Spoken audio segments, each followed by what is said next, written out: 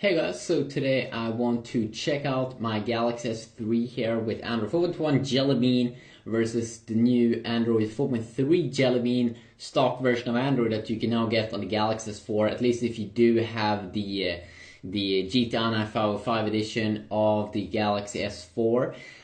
So the thing here with my Galaxy S3 here is that I'm using the 4G variant of the Galaxy S3 over here. Now that does mean is that I can't download the new leaked Android 4.2.2 because it doesn't work on the GTI 305N to flash. But if you want to check it out, of course you can use to download it and check it out like that.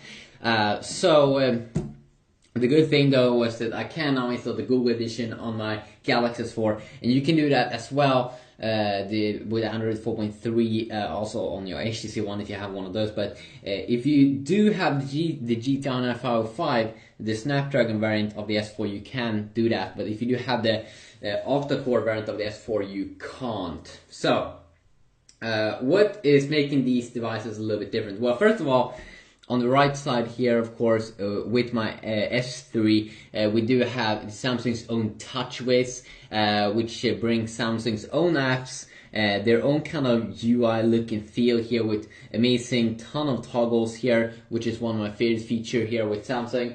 But not just that, but it brings a kind of like another look and feel to it in terms of stock Android. I kind of think both looks very, very good over here. They do have a different place for where you launch the apps here, where you have all your apps and widgets. But overall, I think both looks very, very modern here in terms of its UI. You both have a search, Google search here on the first page. And the cool thing though with the stock Android is that when you change page, the search stays up there in the top. It doesn't move around. Well, of course, I have a search widget over here on my TouchWiz.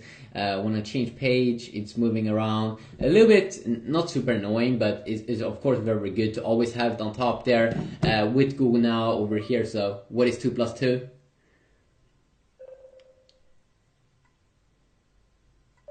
What is 2 plus 2? Google. Use an internet search engine, particularly Google.com. What? What is 2 plus 2? The answer is 4. There we go. Set alarm at 8 p.m. Setting alarm. And then you can quickly, of course, disable it. It brings a lot of same similarities that you would get in Samsung's own S-Voice that you get here, of course, with TouchWiz. But of course, you also can access Google Now over here. What's up?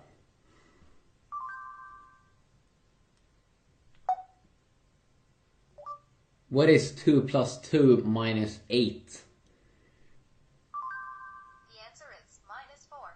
As you can see, it works kind of the same there with Google Now. But here, you do get, of course, some extra things, some TouchWiz features like S-Voice. They kind of do the same thing as Google Now. So let's check it out. And it's kind of like Samsung's Siri competitor, which is Apple's voice assistant. And of course you can... What is 2 plus 2?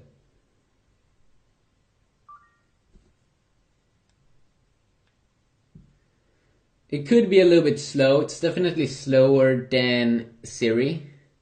Here is the answer to your question. What? What was that? That was random. Wow. What is the method? What? That's random. Set alarm at 5 p.m. Saving the 1700 alarm. So you can see there, I was able to set an alarm, but I couldn't cancel the alarm immediately. I had to jump into the app, which kind of sucks. Cancel. Okay, I saved your... Remove alarm. Should I delete this alarm? Yes. Yes.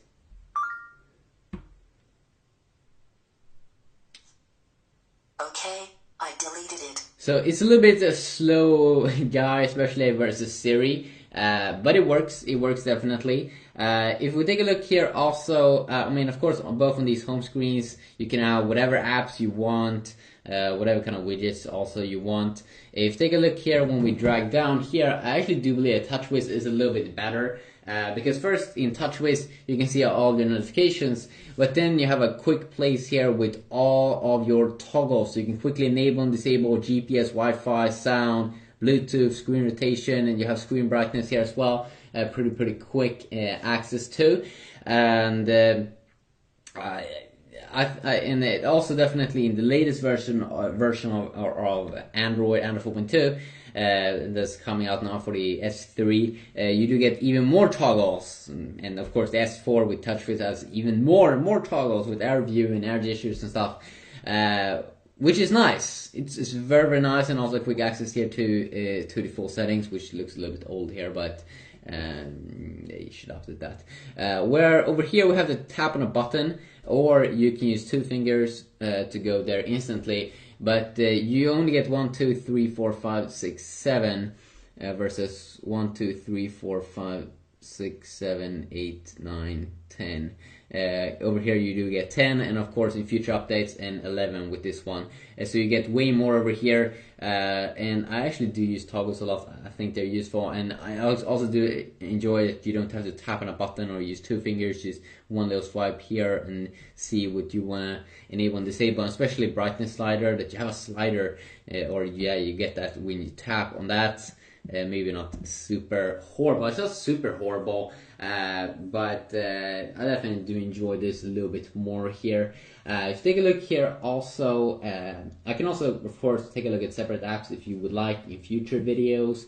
One thing that's new with Android 4.2 and 4.3 of course is that on the lock screen we can have widgets. So when we go to the page here, to the page on the lock screen, we have a widget, and we can quickly launch an app, in this case the camera, and then we can also add even more here on the side. So if you want to have quick access to Google Plus posts, messaging or something on the lock screen, you can instantly enable that. And then of course you can see here that you don't have any shortcuts down at the bottom, but I do think that you may be able to install that. Here of course you don't have any lock screens in Android 4.1, but I do believe it's going to come in 4.2. But you do have access to 5 different apps, which is quite nice. And then also, as I said, I'm probably going to take a look at in separate videos other things like the browser. Now, of course, with the stock version of Android here, most apps that you do get is Google's own, and many of them is apps that you can download on the S3 from the Play Store. Apps like Google Chrome, Google's own Play Music, which is kind of like their Spotify competitor. One thing that I do enjoy here, of course, with the Samsung's own internet browser is that they have a reader function. So it's the same as with Apple. So if you are on an article and you just want to see the text or maybe the pictures, you can just tap on a button usually, and it will bring you up the clean interface. And HTC has a similar function called text reflow, which is reflows text when you zoom in, so you don't have to think too much about that. You don't kind of get that, from what I've seen at least, in the Google Chrome browser. But then of course the Google Chrome browser has some other nice additions that I might be taking a look at in another video. And then also what I want to say here, of course, with Android 4.3 here on the S4, it's extremely stable. Has this kind of blue theme to it. And if we bring up the settings here also, you can see that it kind of looks way better. Here, at least when we are in the settings area, TouchWiz looks very outdated compared to the stock version of Android 4.3 here. I mean, just look at the buttons. It looks like they need to tweak that a little bit. I mean, wow. It just looks a little bit horrible. But it's not super bad. like that movie. 4.1.2 Jelly Bean. I'm not sure when 4.2 though is going to come for the 4G edition of the Galaxy S3. I mean, there are a ton of variants out of the Galaxy S3. And as I said in future videos, I can compare these devices more if you tell me specific things that you want to see. And I'm sure if I did show you this, but if we go down here to Android version, you can see over there that it is Android 4.3, still being called Jelly Bean. People were speculating that it was going to be called Key Lime Pie, but that is not the case. But yeah, just a quick overall look here. If we're gonna go to the bottom of this, you could kind of do the same thing on both devices here, but of course with Android you can tweak the whole UI, use different launchers and experiment with that. But if you really just want to have the core version here of the Google Edition, especially if you have the S4, the GTI and 505, you can definitely install it and you won't have TouchWiz no more. But as I said, I really do enjoy this toggles area here in the brightness slider. In TouchWiz, I think that's my favorite feature actually with TouchWiz. So quickly a look. Have a good day.